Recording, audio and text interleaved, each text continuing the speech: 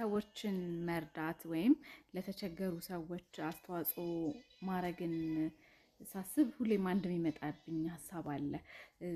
በእርግጠኝነት ማንም ሰው ሰውን አለመርዳት አይፈልግም። ሁላችንም ለሆነ ሰው አስተዋጽኦ ብናደርግ፣ በህይወቱ ለተቸገረ ሰው፣ ልጆቹን ማብላት ላቃተው ሰው፣ ልጆቹን ትምህርት ቤት መላክ ላቃተው ሰው የሆነ አስተዋጽኦ ብናደርግ ብንረዳ ደስ ይለናል አይደለ? ግን እንደዛ እናረግም። አብዛኞቻችን ክፉ ሆነን አይደለም፣ ይገባኛል። አንድ የሆነ ትልቅ ምክንያት አለ፣ ሁላችንም ጋር ያለ ምክንያት ምን እንደሆነ ታውቃላችሁ?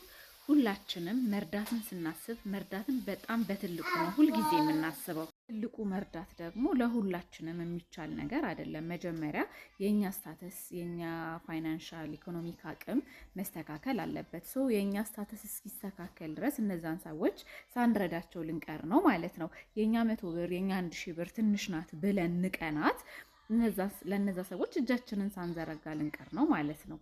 ለነዛ ሰዎች ግን እቺ 100 ብር እቺ 1000 ብር ማለት የዛሬን ረሃብ ልታስታግስላቸው የምትችል ብር እንደሆነች ማሰብ አለብን። እኔ ለራሴ የተማርኩት ነገር ያ ነው። ሁሌም መርዳትን የማስበው በትልቁ ነበረ። ግን ለካ እኛ 100 ኪሎ ጤፍ ልንገዛላቸው የምናስባቸው ሰዎች የቸገራቸው ዛሬ የሚበሉት አንድ እንጀራ ነው።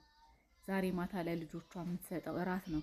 እቺ እናት ቸግሯት ሊሆን የሚችለው ለዛ ነገር ላልደርስላት ነው ማለት ነው። እኔ ገና የሆነ ፖይንት ላይ የሆነ ቀን ላይ እንደዚህ ያደርጋለሁ ብዬ ሳስብ እኔ ነገ ብር አግኝቼ ኦር ጥሩ ስታተስ ላይ ደርሼ ለሆኑ ህፃናት ወተት ማጠጣት ምናምን ሊሆን ይችላል ሀሳቤ።